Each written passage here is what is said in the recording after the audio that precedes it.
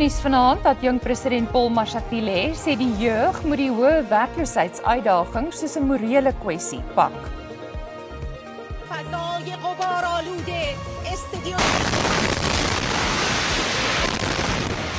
Iran wil glo na die onderhandelingstafel terugkeer met Israel wat beheer neem van sy lugruim.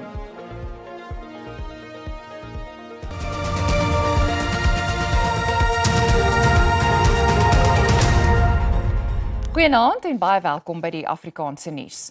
Adjunkt president Paul Mashatile het jong mense aangespoor om deel te neem aan die nasionale dialoog wat op 15 Augustus begin.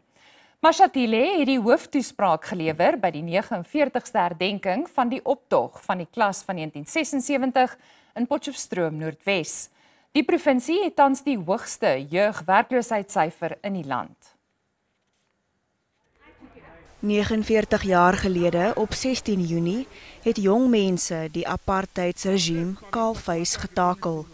Hulle het betoog teen Bantu-onderwys en die verpligte onderwys in Afrikaans. Hoewel die jeug van vandag in 'n demokrasie leef, het hulle hul eie uitdagings. Die werkloosheidssyfer onder jong mense in Noordwes is 58,8%, die hoogste in die land. Your voice, your ideas, and your energy are the fuel that will definitely build this country. We therefore invite you to be part of the upcoming national dialogue that is going to be convened to shape the future trajectory of our country. Mashatile sê, hoewel die regering agslaan op die lot van jong mense, is dit nie net 'n ekonomiese uitdaging nie, maar ook 'n morele kwessie. It affects our whole society and demands urgent action from all sectors, government, business, and the community at large.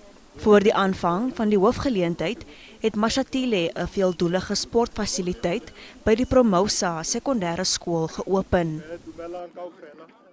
Intussen het ander politieke leiers ook hulle jong ondersteuners reg oor die land toegespreek. Die DA-leier John Steenhuisen het jong mense gemaan om ingeligte keuses te maak.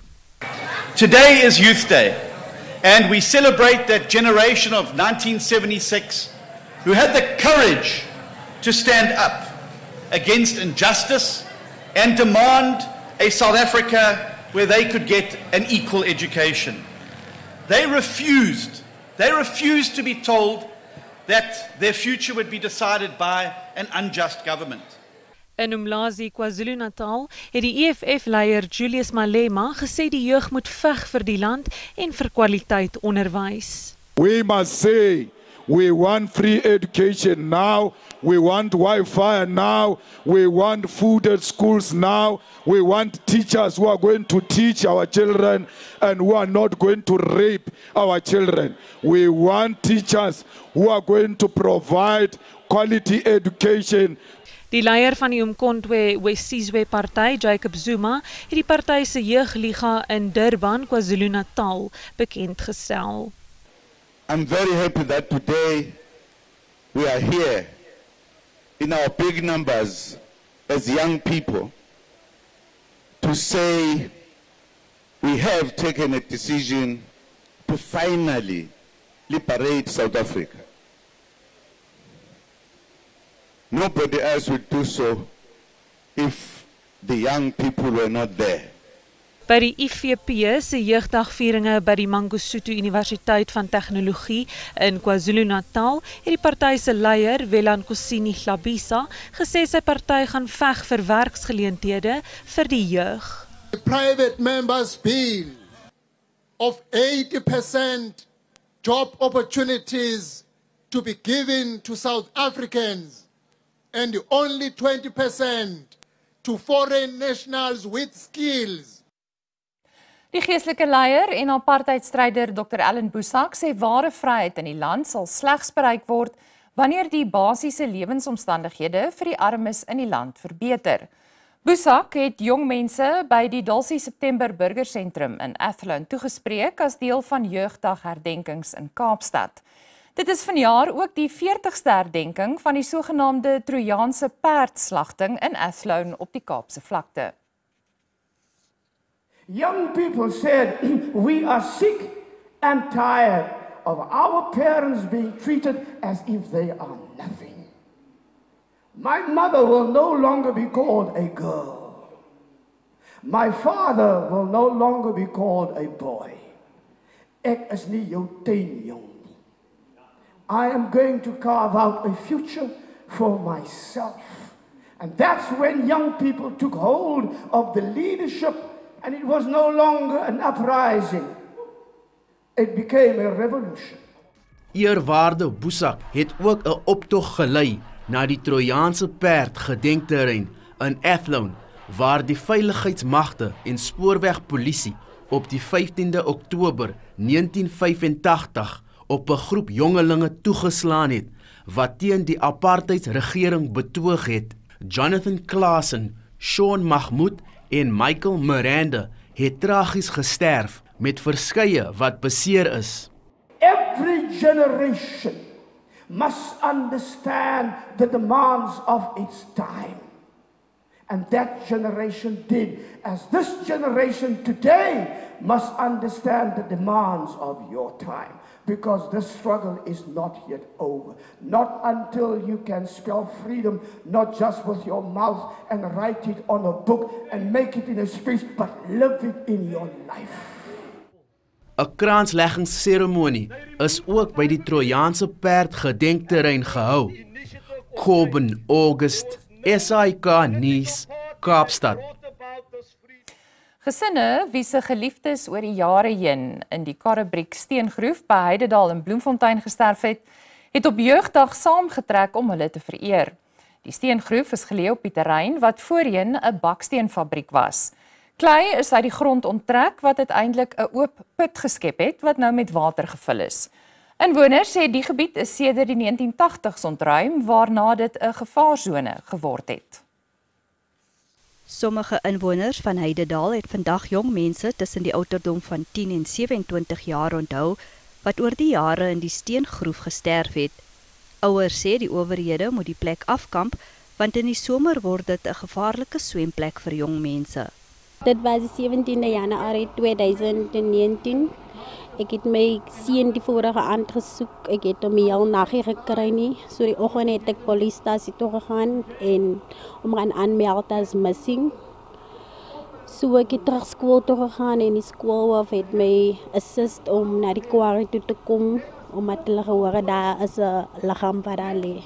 So ek het hom gaan kry hy lê daar. En ek vra net, daar moet iets gedoen word, die quarry moet toegemaak word.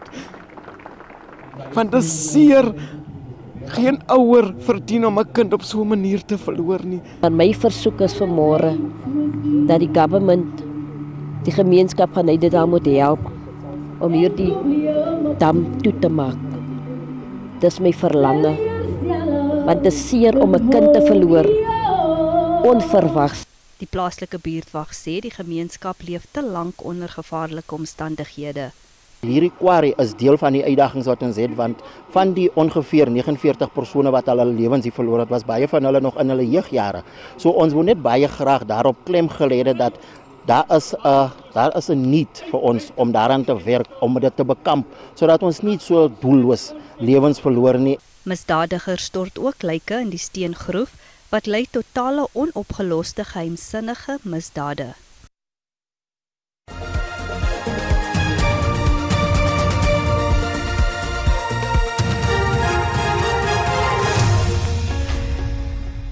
Die derde groep Suid-Afrikaanse soldate het in Bloemfontein aangekom na hulle vredesmissie in die Demokratiese Republiek die Kongo. Die 220 soldate sal 'n standaard evalueringsprogram ondergaan, soos gesondheidsondersoeke, sielkundige steun en herintegrasie in die samelewing. Die Verenigde Nasies se vredesmissie en die Suider-Afrikaanse Ontwikkelingsorganisasie het tot troepe uit die DRK onttrek om vredesgesprekke te bevorder. Die vierde groep soldate word môre terugverwag. Die begrafnisreëlings vir Zambië se voormalige president Edgar Lungu is na dae van onsekerheid gefinaliseer. Sy liggaam sal Woensdag vanaf Suid-Afrika na Lusaka gebring word, waar hy Maandag met volle militêre eerbewys begrawe sal word. Dit sal in sy woning in Staatsie lê voor dit vanaf Donderdag in 'n konferensiesentrum in Staatsie sal lê vir openbare huldeblyke. Die Zambiese president Hakainde Hichilema sal Sondag die staatsgedenkdiens waarneem. Die Kanadese eerste minister Mark Carney wil met die land se G7 presidentskap vrede en sekuriteit verskerp en ook op die voorsieningskettings van kritieke minerale en werkskepping fokus. Die groep van 7, naamlik Kanada, Brittanje, die VSA, Frankryk, Duitsland, Italië en Japan, is in Kananaskis vir die tweedaagse beraad. Suid-Afrika, Oekraïne, Mexiko, Indië, Brasilië en Suid-Korea is op uitnodiging by die beraad. Talle wêreldleiers het in die Kanadese bergagtige oord byeengekom om onder meer die krisis in die Midde-Ooste, die handelsbeleid van die VSA wat verhoogde invoertariewe behels en die gevolge hiervan op die globale ekonomie te bespreek.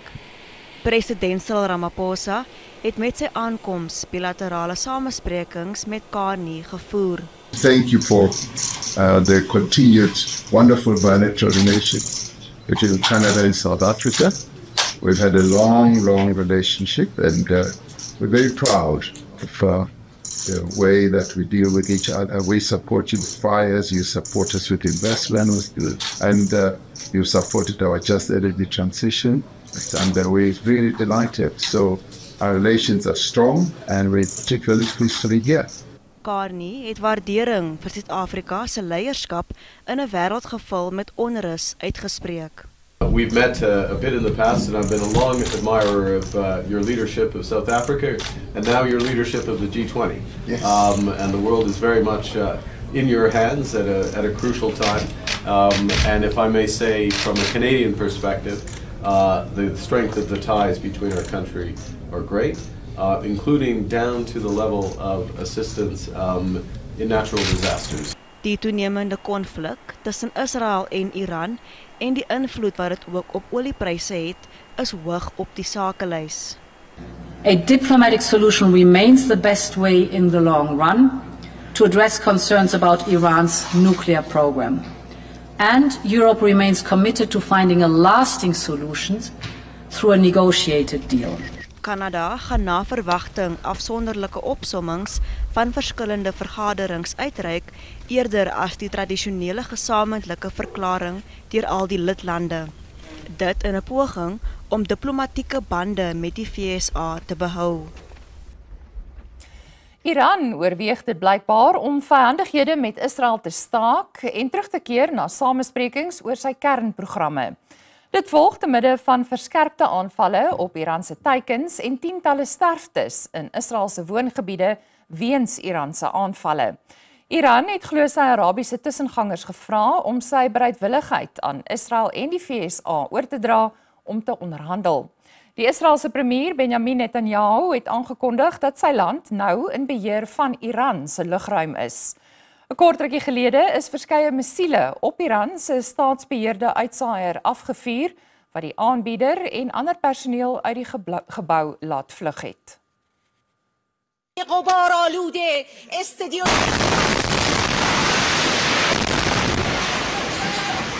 Terwyl beeldmateriaal van Teheran wys hoe rook net buite die stad opstyg nadat Israel blykbaar 'n hoofweg geteken het, het Netanyahu die Tel Nof lugmagbasis tussen Tel Aviv en Jerusalem besoek. Sy boodskap was dat die Israeliese lugmag nou in beheer van die lugruim bo die Iranse hoofstad is. Dit is 'n verandering van ons hele veldtog teen Iran. Ons is besig om 2 doelwitte te bereik: die uitwissing van Iran se kern- en missielbedreigings. Dit is die teikens wat ons aanval. Iran daarenteen teiken ons burgerlikes en maak vroue en kinders dood. Wanneer ons teikens in Teheran wil aanval, waarsku ons eers die inwoners om pad te gee.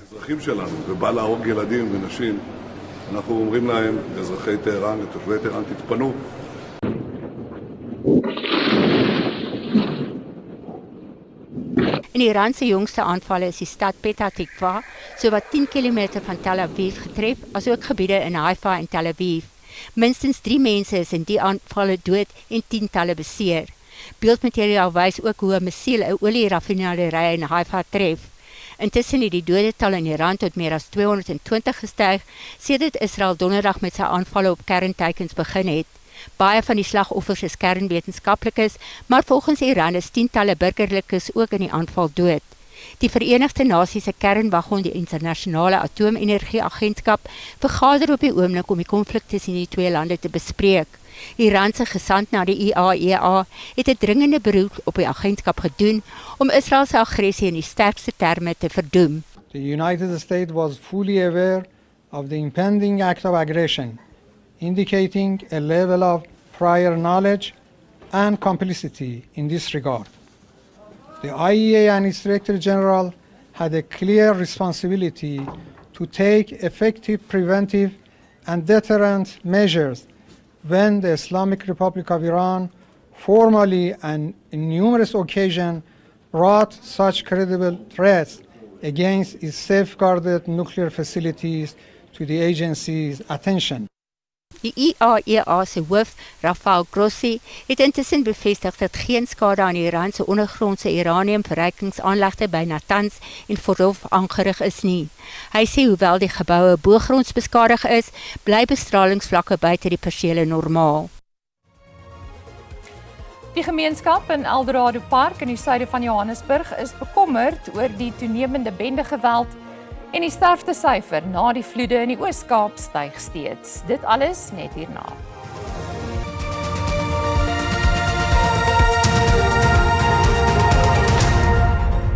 Eldorado Park in die suide van Johannesburg is weer kalm na 'n skietery die naweek waarin 3 jong mense gesterf het.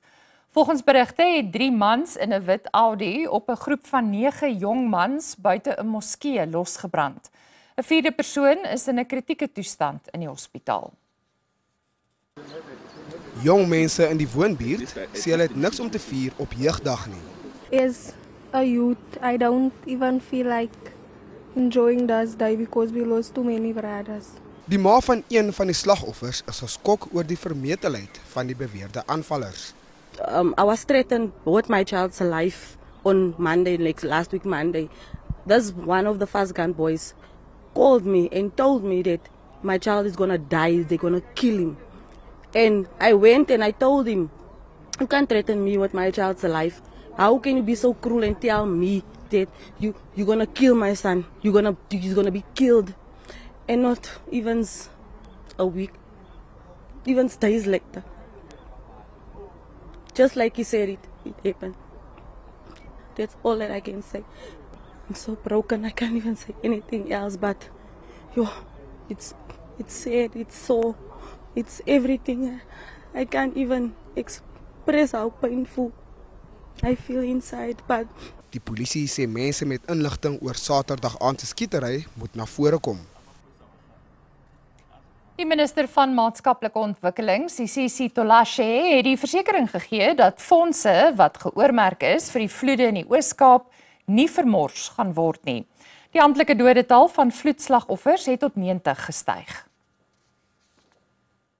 In the center of this, we all agreed that we must bring our internal audit committees so that as we spend, they can assist and look closer whether we are spent accordingly. We spend accordingly. If there's a need to redirect anything, that decision must be taken and informed, because we don't want to sit like it was the case with COVID, with fruitless and wasteful expenditure. We want to guard against that as early as when we are spending. 80 liggame is geïdentifiseer, waarvan 77 aan hul families besorg is. Terwyl hulp aan die slagoffers gebied word, hoop die inwoners dat die regering hulle na veilige gebiede sal verskuif. My hart is baie seer, ek weet nie wat om te doen nie, want ek werk nie. Ons regering sê as jy ouer as 35 jaar is, kan jy nie werk kry nie. Ek weet nie waar ek 'n werk gaan kry nie. Ons is selfs bereid om ons liggame te verkoop om vir ons kinders kos op die tafel te sit. Pruimingswerk is steeds aan die gang. So our search and rescue teams are still being intensified. We do know the first group left today, but we still have the team, the second group, the team from Limpopo here. If needs be, we will deploy a third team to come into the province by Wednesday and Thursday. The today and tomorrow is crucial in terms of search and recovery. 'n Dag van rou is vir Donderdag in die Oos-Kaap afgekondig. Hou bene hou. Dis waar die Afrikaanse redaksie met groet. 'n Mooi aand verder, totsiens.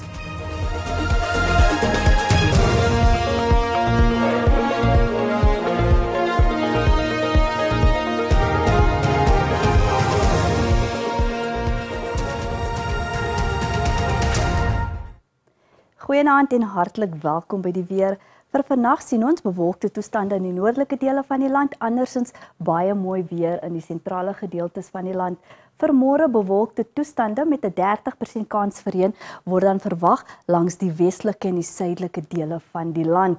Vir môre is daar 'n waarskuwing uitgereik, 'n geel vlak 2 waarskuwing vir sterk wind wat dan verwag word langs die westelike en die suidelike dele van die land en dan sien ons ook dit veroorsaak rowwe see toestande. Kom ons kyk nou na ons minimum en maksimum temperature. Baie mooi weer en sonnig in Gauteng. Ons sien Bronkhorstspruit het 'n maksimum van 20, Johannesburg minimum van 6 en dan Carletonville het 'n maksimum van 18. Ons volgende provinsie is Limpopo. Ons sien baie mooi weer en sonnig in Limpopo. Phalaborwa maksimum van 27, Tzaneen 23 en dan Mokopane het 'n minimum van 8 en 'n maksimum van 20. Mpumalanga mooi weer en warm. Skukuza het 'n maksimum van 30, Mashishing 522 en dan Sekunda het 'n minimum van 5 en 'n maksimum van 20. KwaZulu-Natal Ulundi maksimum van 25, Pietermaritzburg 723 en dan Durban het 'n maksimum van 24. In die Oos-Kaap koel in die provinsie Kumane 519, Mthatha maksimum van 21 en dan Oos-London 'n minimum van 15 en 'n maksimum van 19 daar. Koel weer word dan ook verwag in die Wes-Kaap. Oudtshoorn 815, George 'n minimum van 12 en dan Worcester het 'n minimum van 10. In die Noord-Kaap Kimberley 421, Kroman 'n minimum van 3 en dan Sutherland 'n minimum van -1 en 'n maksimum van 13 in die Vrystaat. Frankfurt 319 welkom 'n maksimum van 20 en dan Ficksburg en Bethlehem het dan albei 'n minimum van -1. Ons laaste provinsie is Noordwes, Potchefstroom 419, Mahikeng 420 en dan Vryburg het 'n maksimum van 22. Dit is dan al van my en die weerdiens. 'n Rustige aand verder.